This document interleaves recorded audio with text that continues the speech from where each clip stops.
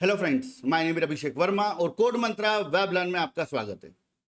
आज इस लेक्चर में हम बात करेंगे स्टार पैटर्न बेस्ड प्रोग्राम्स के बारे में। रिमेंबर, नॉर्मली अगर मैं किसी भी स्टूडेंट की बात करूं जो कि अपनी सी प्लस प्लस, जावा या किसी भी अदर लैंग्वेज में अपनी स्किल्स को अपग्रेड करने की कोशिश कर रहा है, तो उसे कहीं ना कहीं एक जगह पर इशू जरूर आता है और वो पोजीशन है आपके पैटर्न बेस्ड प्रोग्राम्स। रिमेंबर, अब पैटर्न बेस्ड प्रोग्राम में आगे बढ़ने से पहले मैं आपसे एक बात जरूर बोलना चाहूंगा। देखिए, नॉलेज की बात की जाए तो नॉलेज ऐसा नहीं होता कि आपने कोई एक कंटेंट देख लिया तो आपको चीजें समझ में आ जाएंगी। किसी भी कंसेप्ट की बात की जाए तो हो सकता है कि उस कंसेप्ट का किसी प्रीवियस टॉपिक से डिटेल्ड रिलेशन हो। तो उसी तरीके से अगर मैं बात करूं स्टार पैटर्न प्रोग्राम्स की, तो यहां पर स्टार पैटर्न प्रोग्राम का एक डायरेक्ट रिलेशन है किसके साथ में? नेस्टेड लूप के साथ में। मतलब अगर आपको नेस्टेड लूप का कंसेप्ट क्लियर नहीं है तो उस केस में आपको पैटर्न्स के प्रोग्राम समझ में ही नहीं आएंगे। डन। और नेस्टेड लूप की बात की जाए तो नेस्टेड लूप के अंदर मैंने आपके सामने एक कंसेप्ट बताया था जिसे बोला जाता है क्रॉस प्रोडक्ट या कार्टेशियन प्रोडक्ट। तो प्लीज एक बार मैं आप सभी से ये बोलना चाहूंगा कि जो भी कंटेंट आप पढ़ रहे हो, मैंने हर कंसेप्ट को एक दूसरे कंसेप्ट से रिलेट करके बनाया हुआ है। तो अगर आपको यहां पर स्टार पैटर्न प्रोग्राम को समझना है तो आपको नेस्टेड लूप प्रॉपर्ली क्लियर होना चाहिए। और अगर आप जिस ऑर्डर में मैंने कंटेंट को अपलोड किया है, अगर आप उसी ऑर्डर में कंटेंट को समझने की कोशिश करोगे तो आपको इन टॉपिक्स में कोई इश्यू नहीं आएगा। डन। अब आगे बढ़ते हैं। अब यहां पर इस पर्टिकुलर टॉपिक की बात की जाए, स्टार पैटर्न प्रोग्राम्स की अगर बात की जाए, तो यहां पर आगे बढ़ने से पहले आपको कुछ छोटी छोटी चीजों को समझना पड़ेगा।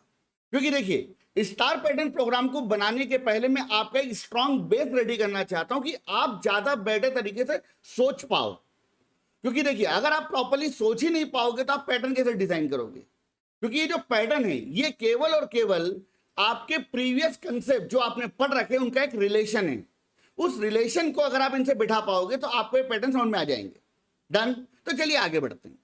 तो यहां पर पैटर्न ओरिएंटेड प्रोग्राम को समझने के लिए आपको सबसे पहले एक टर्मिनोलॉजी क्लियर होनी चाहिए, उसे बोला जाता है कंसोल स्क्रीन। कंसोल स्क्रीन मतलब क्या भाई साहब? आपकी आउटपुट स्क्रीन, जहां पर आप आपके आउटपुट को क्या करवाओगे? प्रिंट करवाओगे। डन। अब यहां पर आप बोलोगे सर कंसोल स्क्रीन में क्या समझना है? वहां पर तो आपका आउटपुट प्रिंट होता है। बिल्कुल होता है भाई साहब, कुछ गलत नहीं है इसके अंदर। मगर कंसोल स्क्रीन की बात की जाए तो कंसोल स्क्रीन का जो बिहेवियर है उस बिहेवियर को हमें समझना पड़ेगा। डन। क्योंकि कंसोल स्क्रीन का जो बिहेवियर है वो नेस्टेड लूप के कंसेप्ट से डायरेक्टली मैच करेगा। मैं आपको दिखाऊंगा कैसे। अब यहां पर अगर मैं कंसोल स्क्रीन की बात करूं तो कंसोल स्क्रीन का जो इंटरनल आर्किटेक्चर होता है वो एक प्रकार का एक मैट्रिक्स होता है। मैट्रिक्स। अब मैट्रिक्स की बात करो, मैट्रिक्स के बारे में आप सभी ने ऑलरेडी पढ़ रखा होगा अपने 10th स्टैंडर्ड के पहले। अब यहां पर मैट्रिक्स की बात की जाए तो मैट्रिक्स क्या होता है? मैट्रिक्स एक रो और कॉलम कॉम्बिनेशन होता है। डन। जैसे मान लो आपने क्या किया, आपने आपके सामने एक मैट्रिक्स क्रिएट करा, तो मान लो ये आपके सामने एक मैट्रिक्स है। डन। अब इस मैट्रिक्स की बात की जाए तो मैं क्या कर रहा हूं, मैं इस मैट्रिक्स को ओवरऑल मिलाकर 3 रो में डिवाइड कर रहा हूं। डन। और ये क्या है आपका? कॉलम। That's it. तो अगर आप इस आर्किटेक्चर को देखोगे तो यहां पे कितनी रो अवेलेबल है? ये है आपकी रो नंबर 1, ये है आपकी रो नंबर 2, ये है आपकी रो नंबर 3। इसके अलावा ये क्या है आपका? कॉलम नंबर 1, ये हो गया कॉलम नंबर 2 और ये है आपका कॉलम नंबर 3। डन। अब इस केस में अगर मैं इस पर्टिकुलर लोकेशन की बात करूं, मैं क्या बोलूंगा? ये क्या है? ये आपकी 1 1 लोकेशन है, मतलब first row first column. Done. ये क्या कहलाएगा आपका? First row second column. ये क्या कहलाएगा आपका? First row third column. Then same as it is, second row first column, second row second column, second row third column, then third row first column, third row second column, third row third column. Done. तो ये चीजें आपने already matrix के अंदर पढ़ रखी होंगी। तो मैट्रिक्स क्या होता है? मैट्रिक्स एक रो और कॉलम कॉम्बिनेशन होता है। सेम एज इट इज अगर मैं मेरी कंसोल स्क्रीन की बात करूं, मैं मेरी आउटपुट स्क्रीन की बात करूं, तो जो आउटपुट स्क्रीन होती है वो भी एक रो और कॉलम कॉम्बिनेशन होता है।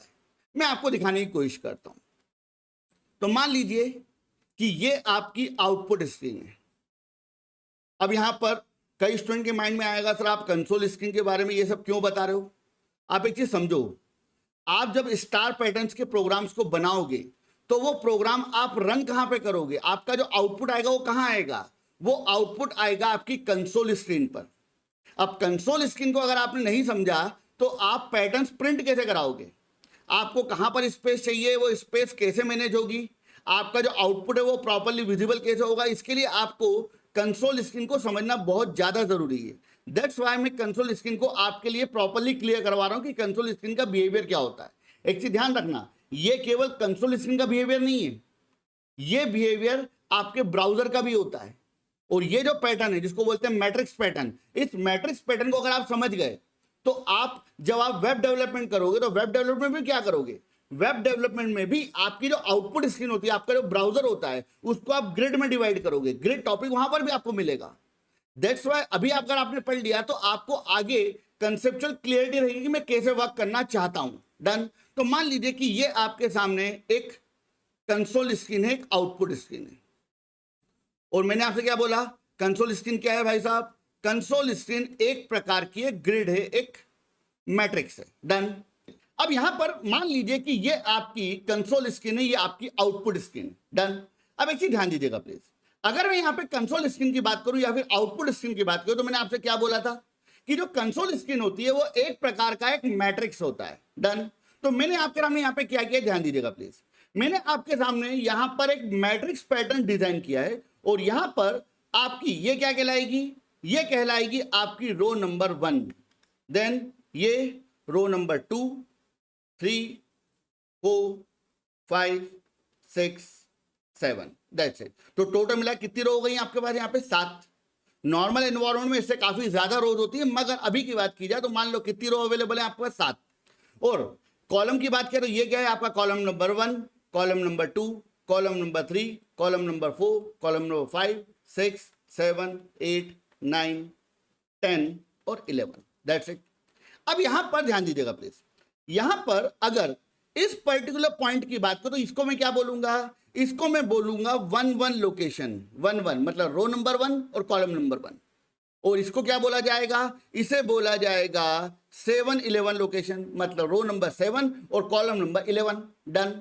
अब यहां पर आपको कुछ थंब रूल को समझना पड़ेगा, कुछ इंपॉर्टेंट रूल्स, कुछ इंपॉर्टेंट बिहेवियर्स, जिसके बेसिस पर अगर आप इमेजिनेट करोगे चीजों को तो आपके लिए आगे कोड करना आसान हो जाएगा। तो इसके लिए मैं सबसे पहले कुछ इंपॉर्टेंट रूल्स आपको बता रहा हूं।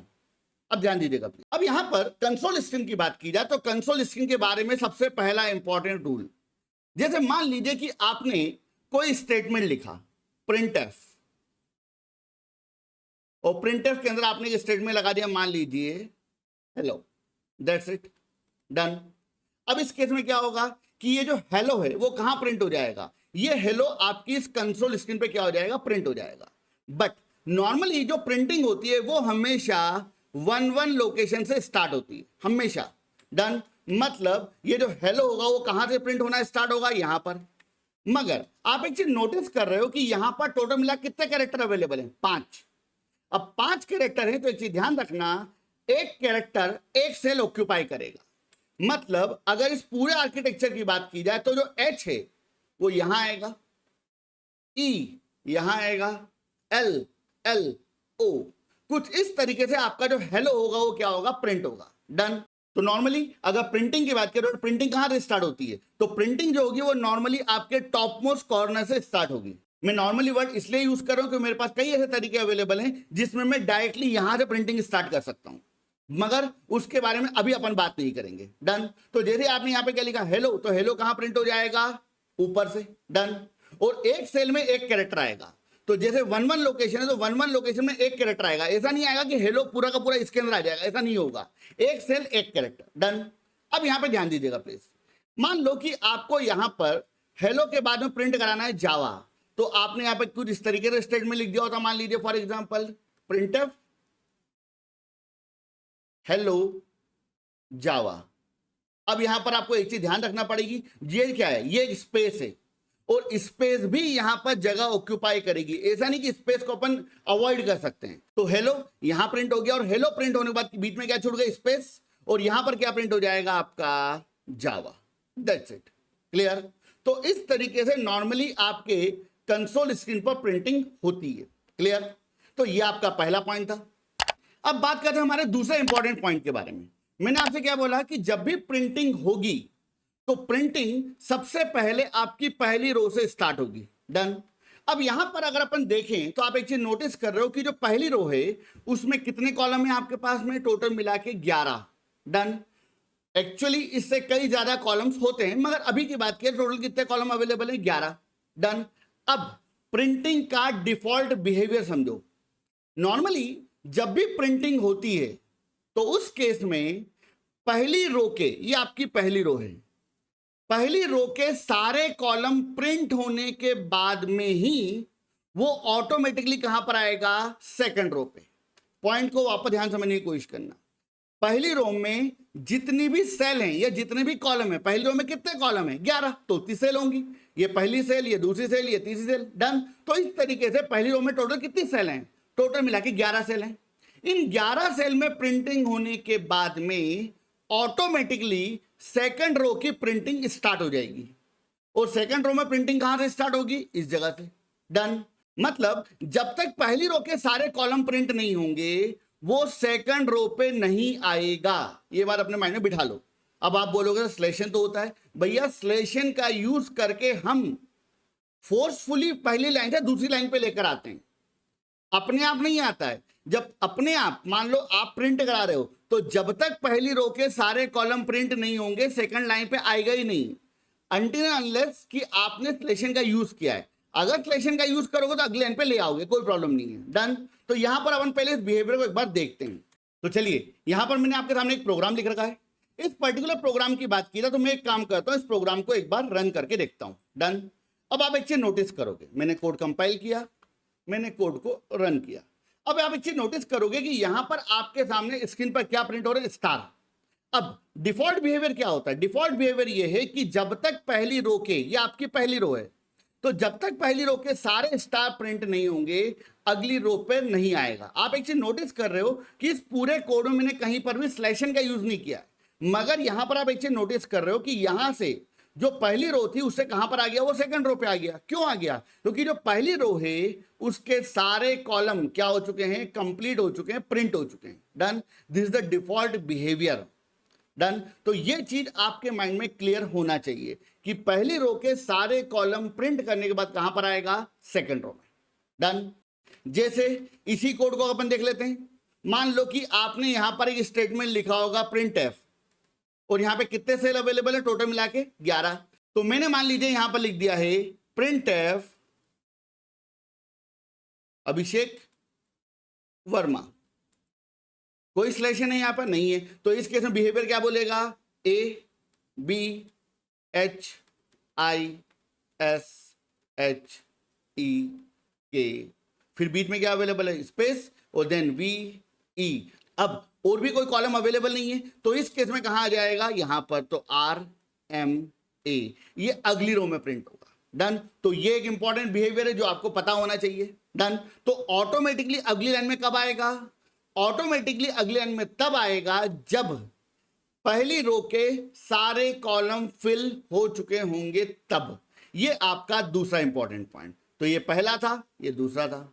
अब बात करते हैं हमारे तीसरे इंपॉर्टेंट पॉइंट के बारे में। अब ध्यान दीजिएगा प्लीज, मैंने आपसे क्या बोला कि जब तक पहली लाइन की प्रिंटिंग नहीं होगी वो सेकंड रो में नहीं आएगा। बट क्या आपके पास कोई ऐसा तरीका है जिसके थ्रू आप फोर्सफुली किसी एक लाइन से, मतलब एक रो से दूसरी रो में आ जाओ? बिल्कुल है भैया, हमारे पास अवेलेबल है क्या? स्लेशन। तो जैसे मान लीजिए मैं क्या चाहता हूं, मैं ये चाहता हूं कि मैं कुछ प्रिंट कराऊं। मैं लिखा प्रिंट एफ और मैंने यहां पे लिख दिया मान लीजिए अभिषेक। डन। और जो वर्मा है वो मैं कहां प्रिंट कराना चाहता हूं? अगली लाइन पे। तो मैं क्या करूंगा? बीच में लगा दूंगा स्लेशन और मैंने यहां पर लिख दिया मान लीजिए वर्मा। इस केस में क्या होगा? इस केस में जो अभिषेक है वो कहां प्रिंट हो जाएगा? तो मान लीजिए ये यहां से प्रिंट होना स्टार्ट हुआ आपका क्या?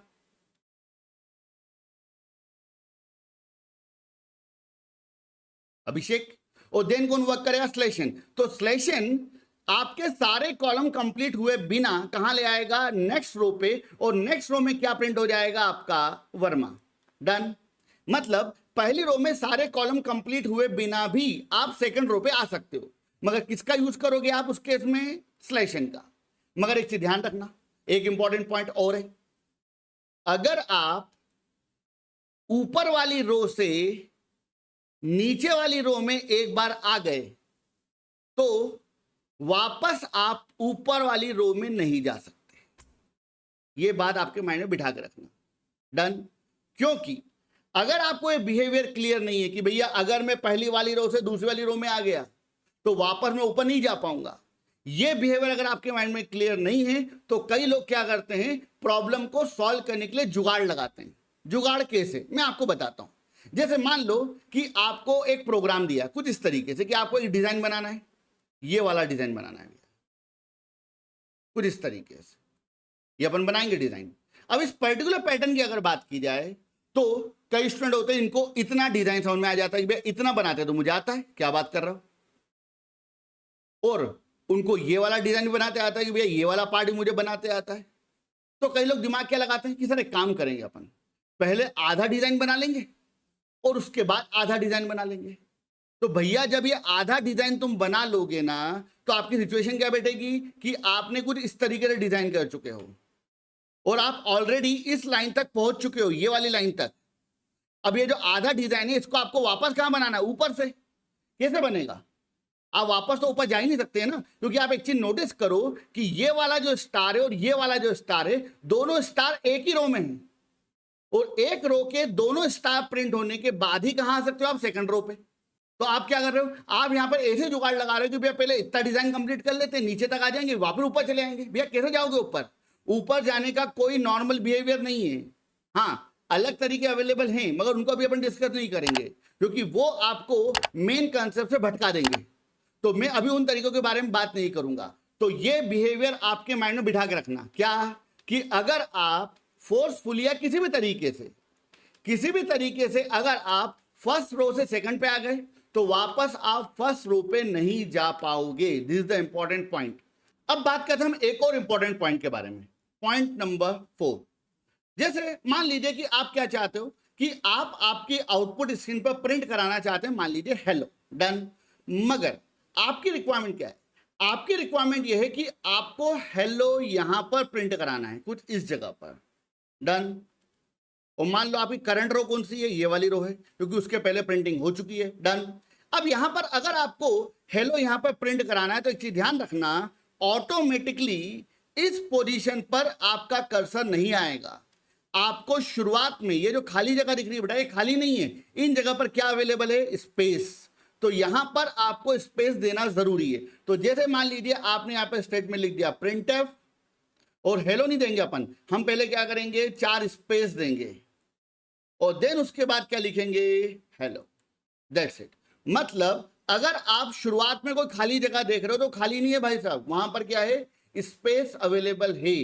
तो अपने आप आगे शिफ्ट नहीं करोगे, स्पेस देके ही आपको आगे शिफ्ट करना पड़ेगा। डन? तो ये था एक और इंपॉर्टेंट पॉइंट। डन?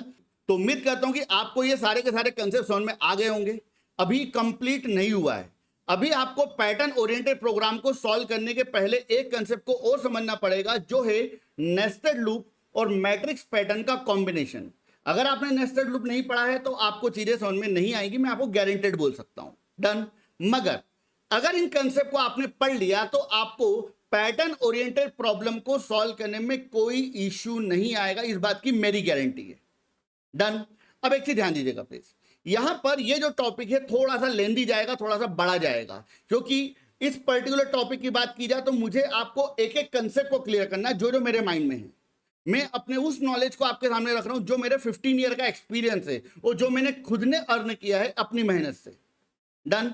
मगर इस पर्टिकुलर वीडियो को अभी रिकॉर्ड करते करते मुझे ऑलमोस्ट 1.5 से 2 घंटे हो चुके हैं। मॉर्निंग आई थिंक 4:30 पे मैं बैठा था लेक्चर रिकॉर्ड करने के लिए और अभी ऑलमोस्ट 6 बज रहे हैं, 1.5 घंटे के आसपास हो चुके हैं। तो अभी मैं इस वीडियो को यहीं पर क्लोज कर रहा हूं। इसके नेक्स्ट वीडियो में मैं आपको मैट्रिक्स और नेस्टेड लूप के रिलेशन के ऊपर बात करूंगा और उसके बाद में जब हम पैटर्न ओरिएंटेड प्रॉब्लम सॉल्व करेंगे तो आपको एकदम ये बच्चों का खेल है, ये क्या है यार, बहुत सिंपल है ये तो चीज, केवल हमने उसका क्या बना रखा है, एक हवा बना रखा है कि हाँ ये तो बहुत टफ है। ऐसा कुछ भी नहीं है, कंसेप्ट क्लियर होने चाहिए।